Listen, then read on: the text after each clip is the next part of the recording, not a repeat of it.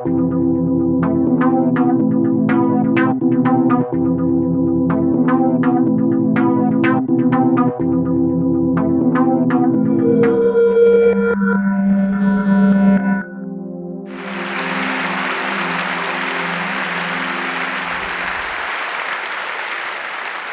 you. So I am a conflict resolution expert. I've studied conflict my whole life. I've thought for the longest time I'm really good in solving conflicts. I've grown up in Germany in a multi-generational home. I've been part of many religious and cultural and sports clubs. I've always been not afraid to speak my mind and got the feedback for that, which means a lot of conflict. So conflict have been a long thing for me, a long-standing engagement, so to speak. Then I went to the Middle East and studied the Israeli-Palestinian conflict, was involved in dialogue there in many forms. Then I spent some time in the Kosovo working with children after the Yugoslavian war, was at the US Congress when 9/11 happens. And then I went to college at the University of California, Irvine. What did I do? I studied conflict. I wrote a PhD comparing the Israeli-Palestinian conflict with Northern Ireland and found out a lot of wonderful things in a 500-page PhD you can all download. But I did not just do all of that. I also started an organization while I got in my PhD called the Olive Tree Initiative. And what I do there is I help students to understand conflict better by bringing them actually into conflict zones. And for all the parents here in the room, I just have to mention, we also bring them back. So conflict has been such a part of my life that I didn't even know what else I'm doing. And then 2016 comes around, Brexit, Trump, and I was in conflict. In crisis all day long, conversation, many conversations with students of different opinion and minds and backgrounds, and I got tired. I got exhausted. I felt like I don't want to deal with this conflict anymore, or these many conflicts anymore. And I thought to myself, if I am, who is a conflict resolution expert, who has been spending his whole life dealing and solving conflicts, gets tired, gets exhausted, gets resentful to dealing with conflict, there might be something wrong in the way we look at conflicts and conflict resolution. For the most of the time when I teach it, we teach conflict and conflict resolution as a skill. But I think that is actually what we should look at. I think conflict resolution is not a skill, but a muscle. Let me explain that.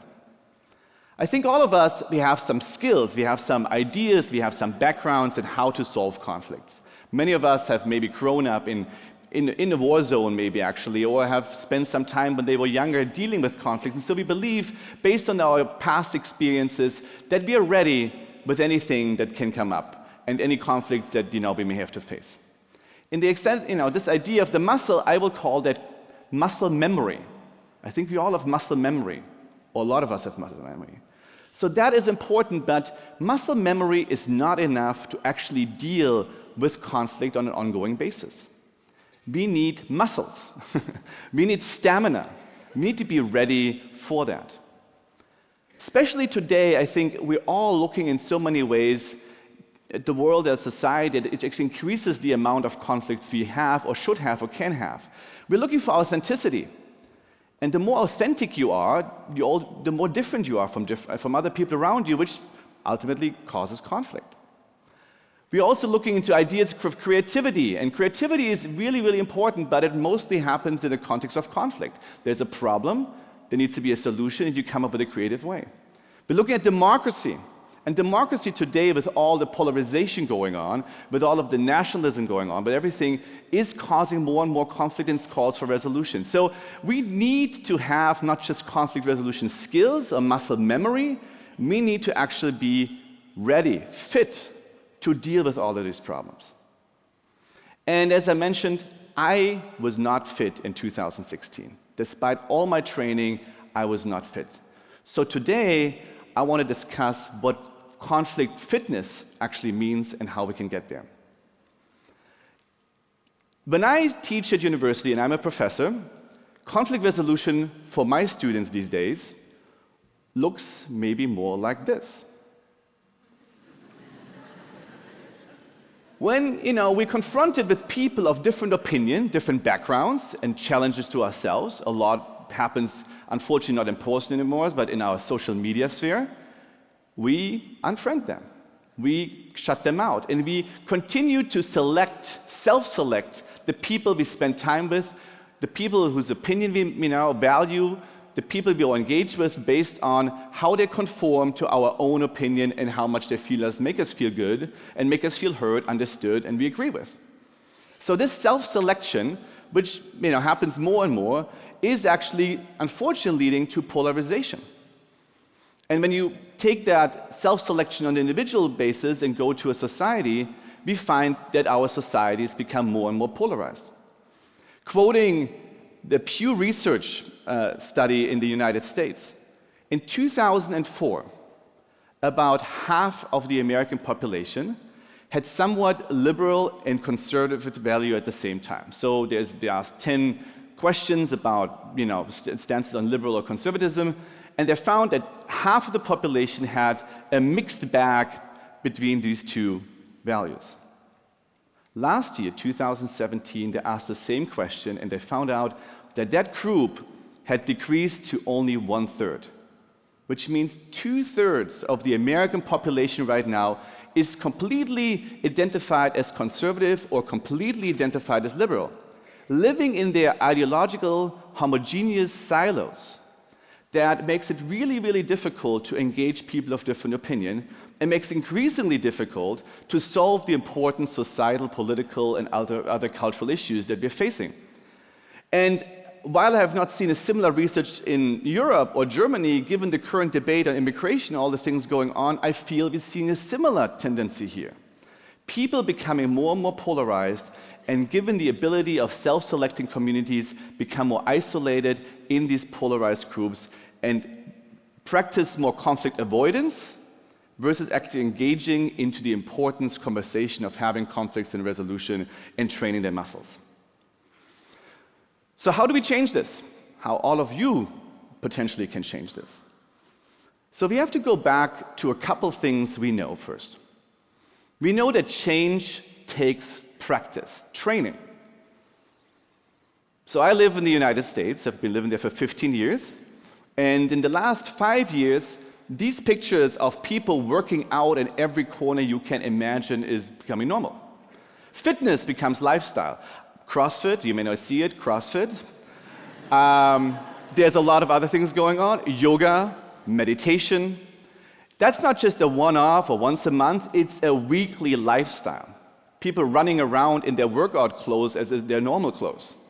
And so we know that we need to approach any change to our body, to our mind, to our mental, to our physical fitness in the way of practice. That's what we do. But when it comes to conflict, when it comes to conflict resolution or our ability to have difficult conversation and solving them, we're not taking the same approach. But we know that actually there are similar responses, similar mechanisms at work. When you have a difficult conversation with someone, what happens? Your blood pressurizes, your heartbeat, your inside yourself are ready to explode. And very often, if it's a really difficult conversation where somebody attacks your personality, identity, the groups you identify, everything that is important to you, your body shuts down to a point that you might not even able to have a normal conversation anymore on these issues. And that's what the media likes to cover, people exploding versus having an exchange of ideas and trying to convince each other or making good arguments. So we know that we have a bodily function, but what happens the second time you have the same hard, difficult conversation, the same topic with someone? You kind of can anticipate. You're like, oh, I heard this before. I know what's coming. I can breathe through it. I can be ready. I'm ready mentally, physically to engage. And I can wait and make my points. And if the third time, fourth time, the more you do it, the easier it gets. Not easy, easier. But it's important because our body, our mind will get ready. We're feeling trained and ready to have that. Another thing we know is that change, especially when it comes to difficult conversation and major issues in this world, are not one-off conversations. They're a series of long-term arguments that we need to have. And I can share a little story, an example of my work in the Middle East. So I traveled to the Middle East with students, and we are confronting, I would say one of the hardest issues out there, the Israeli-Palestinian conflict. And we're meeting with everyone, about everyone on the ground to learn and understand what they have to do. So one of the people we meet is a father in Haifa who lost his daughter in a suicide attack on a bus in Haifa. And we not just meet him anywhere, we meet him at the graveside of his daughter. And he shares with the group what this event did to him, personally, emotionally, and politically. And in his speech, he also shares what it did to him in his thoughts about Islam, his thoughts about Muslims. And to find a more adequate way to say it, he's maybe not quite politically correct in the way he expresses himself on this issue. And a number of my students are Muslim students. And 1 year after he gave his very empathetic, heartfelt talk with a lot of, we would say, racist remarks, the student came up to him afterwards and said, "I really feel your pain. However, the way you explain Islam, the way you explain Muslims, is not the way I see myself and is not the way I experience my community. Can I start a conversation with you in person and over email to have this conversation?" The next year, coming back with another group, meeting the father again, same conversation. However, there's a change. Each time he talks about Muslims, each time he talks about Islam, he makes a very difference between not all Muslims, not all of Islam, but extremists or a certain interpretation. And some of the staff with me remarked on that. And after the talk, he said, "Last year I met someone in this group, and I had a conversation with him over this year that made me really see I need to have a better way to express myself on this issue." A very powerful story to all of us, a very powerful story that's just one of many I can share. So when we know all of these issues that we need to practice in order to see change, that we need to have the ability to engage in difficult conversation over long periods of time to see that happening, to also control our body and the way to be ready for it, how does it look like for a workout routine, for a fitness routine, a conflict fitness routine that I want to suggest to all of you? Number one, here's something I hope you can try out this week, or maybe more than this week. I would ask all of you to have a conversation, at least maybe once a week if you can, or more, or whenever you have time for it, with someone that is 20 years different your age. One of the things that is very, very powerful is this intergenerational conversation and the different ways it expresses itself in the way people look at the world. Maybe for some of the students here, 20 years younger is maybe a little hard, maybe 10. But talking to someone from a different generation, and it doesn't have to be about the conflict, is a very, very, very important way to understand different ways to look at the world. And it's something we not do a lot and not enough. So try it out, and I think you will be really excited what you learn from that perspective. Number two, when I talk about these ideological silos, they're not just silos of communication and people and communities, they're also silos of news. The news we have and we read today is also part of these silos. They're reinforcing what we believe, and we cannot even imagine there's something out there, something different out there. But there is, and if you look for it, you will find it. So I hope all of you on a regular basis can find a news source on an issue that's very important, that is different than the normal news sources you read. If you speak a different language, make use of that. Read different news to understand how other populations, other people in the world look at the same situation, at the things that are important to you from a different, from a different perspective, a different narrative, and understand the way they use language. Understand the way they see that things that are very positive to you, maybe in a very different light. And you can do it on your own time, where you not have to get frustrated in front of somebody. You can read an article step by step, and feel like, oh my God, I can go on. Let's do it again, and just get involved in reading different news sources. It's a really, really important practice, so I hope you can try it. The third, and maybe the most important one, find someone in your life that you like. Maybe that's already hard. Find someone that you want to be in a relationship with long term. Family member, friend, whoever it is, that has a different opinion on a very important topic to you. It doesn't have to be politics, can be social issues, religion, culture. And what we normally do in these cases is we talk about everything else but that issue because we don't want to, we don't want to lose that friendship. We want to have a nice Christmas, we don't want to go there. But that's your chance to really dig in and lean in this conversation of differences. Because if we want to succeed as a society to live with differences in our multicultural and multipolar world, we need to be able to do one thing: to love someone that we disagree with. To love someone we disagree with. So we have to develop empathy for someone and loving them for their different opinion. Not agreeing with a different opinion, but continue that relationship. And we really need to train this and practice to move on, to come together and solving some of these big issues that we are facing with today. So in all of that, leaves me like one last thing to mention.